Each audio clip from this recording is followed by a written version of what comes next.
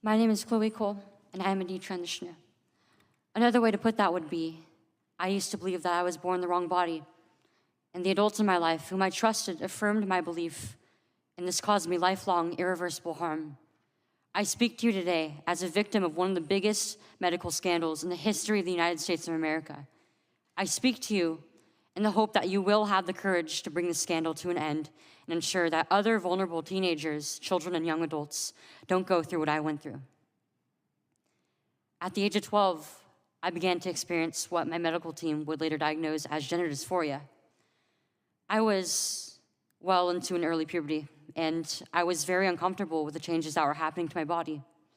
I was intimidated by male attention, and when I told my parents that I felt like a boy, in retrospect, all I meant was that I hated puberty, that I wanted this newfound sexual attention to go away, that I looked up to my brothers a little bit more than I did to my sisters. I came out as transgender in a letter I sent on the dining room table. My parents were immediately concerned. They felt like they needed to get outside help from medical professionals, but this proved to be a mistake. It immediately set our entire family down a path of ideologically motivated deceit and coercion. The gender specialist I was taken to see told my parents that I needed to be put on puberty-blocking drugs right away. They asked my parents a simple question: would you rather have a dead daughter or a living transgender son? The choice was enough for my parents to let their guard down, and in retrospect, I can't blame them. This was the moment that we all became victims of so-called gender-affirming care. I was fast-tracked onto puberty blockers and then testosterone. The resulting menopausal-like hot flashes made focusing on school impossible. I still get joint pains and weird pops in my back, but they were far worse when I was on the blockers.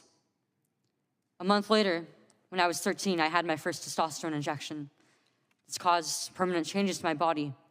My voice will forever be deeper, my jawline sharper, my nose longer, my bone structure permanently masculinized, my Adam's apple more prominent, my fertility unknown. I look in the mirror sometimes and I feel like a monster. I had a double mastectomy at 15. They tested my amputated breast for cancer. And I was cancer-free, of course. I was perfectly healthy. There was nothing wrong with my still developing body or my breasts, other than that, as an insecure teenage girl, I felt awkward about it. After my breasts were taken away from me, the tissue was incinerated. Before I was able to legally drive, I had a huge part of my future womanhood taken from me. I will never be able to breastfeed. I struggle to look at myself in the mirror at times.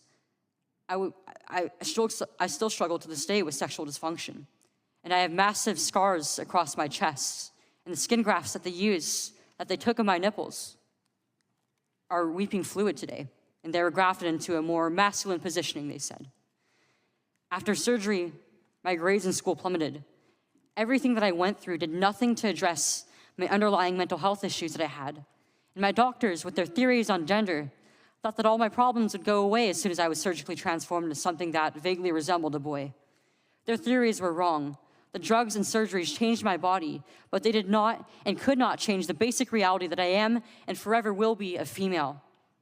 When my specialist first told my parents that they could have a dead daughter or a live transgender son, I wasn't suicidal.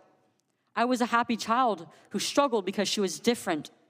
However, at 16, after my surgery, I did become suicidal. I'm doing better now. But my parents almost got the dead daughter promised to them by my doctors. My doctors had almost created the very nightmare they said they were trying to avoid. So what message do I want to bring to American teenagers and their families? I didn't need to be lied to. I needed compassion. I needed to be loved. I needed to be given therapy to help me work through my issues, not affirm to my delusion that by transforming into a boy, it would solve all my problems. We need to stop telling 12-year-olds that they were born wrong, that they are right to reject their own bodies and feel uncomfortable with their own skin. We need to stop telling children that puberty is an option, that they can choose what kind of puberty they will go through, just so they can choose what clothes to wear or what music to listen to. Puberty is a rite of passage to adulthood, not a disease to be mitigated. Today, I should be at home with my family celebrating my 19th birthday, and instead I'm making a desperate plea to my elected representatives. learn the lessons from other medical scandals like the opioid crisis, to recognize that doctors are human too, and sometimes they are wrong.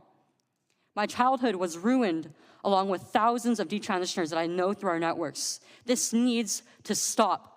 You alone can stop it. Enough children have already been victimized by this barbaric pseudoscience. Please let me be your final warning. Thank you. Today's your birthday? It is. You're a beautiful, brave woman. Thank you for being here. Thank you.